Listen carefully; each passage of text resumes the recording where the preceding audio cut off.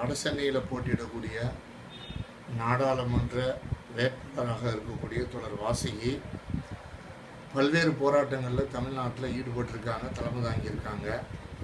அதில் குறிப்பிட்டு சொல்ல வேண்டிய ஒரு போராட்டம் என்பது 2003ஆம் ஆண்டு சிவகங்கை மாவட்டத்தில் கொக்கோ கோலா கம்பெனி நிலத்தடி நீரை உறிஞ்சுவதற்கு எதிராக நடைபெற்ற போராட்டமாகும்.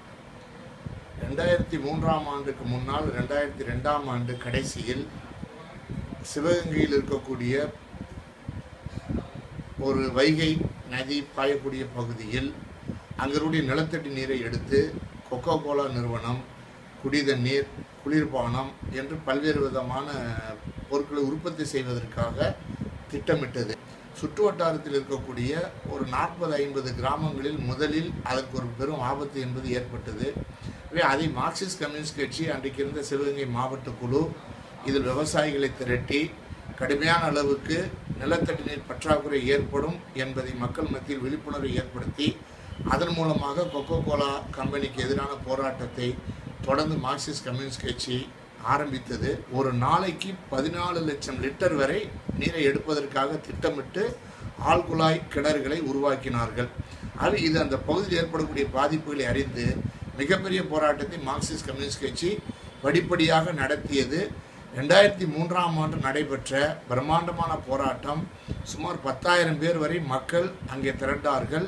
அந்த 10,000 பேர் போராட்டத்திற்கு மார்க்சிஸ்ட் கம்யூனிஸ்ட் கட்சியினுடைய மாநில தலைவராக இருந்து தற்போது வடசென்னை நாடாளுமன்ற வேட்பாளராக போட்டியிடக்கூடிய வாசுகி அவர்கள் தலைமையிலே நடைபெற்றது.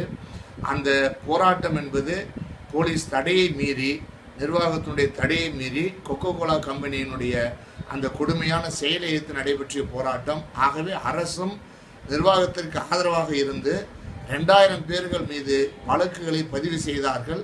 அந்த அளவுக்கு அந்த போராட்டத்தினுடைய வீழ்ச்சி என்பது இருந்தது.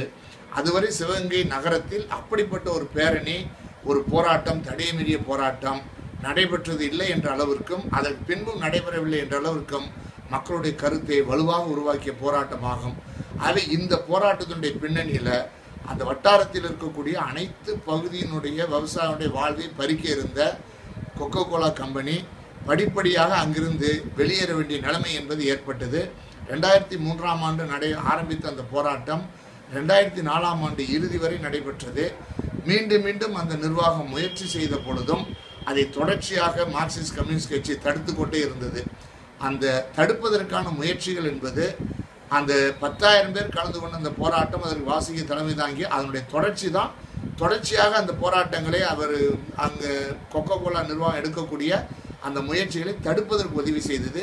கடைசியாக அந்த நிர்வாகம் கொக்கோ கோலா கம்பெனி அந்த மண்ணிலிருந்து விரட்டி அடிக்கப்பட்டது. லட்சக்கணக்கான விவசாயிகளுடைய வாழ்வாதாரமும் குடிநீரும் பாதுகாக்கப்பட்டது என்பதுதான் மிக முக்கியமான விஷயம். மார்க்சிஸ்ட் கட்சி நடத்திய இந்த போராட்டத்தில் வாசுகியினுடைய பங்கு என்பது மிக முக்கியமானது என்பதை இந்த நேரத்தில் குறிப்பிட்டு சொல்ல விரும்புகிறேன்.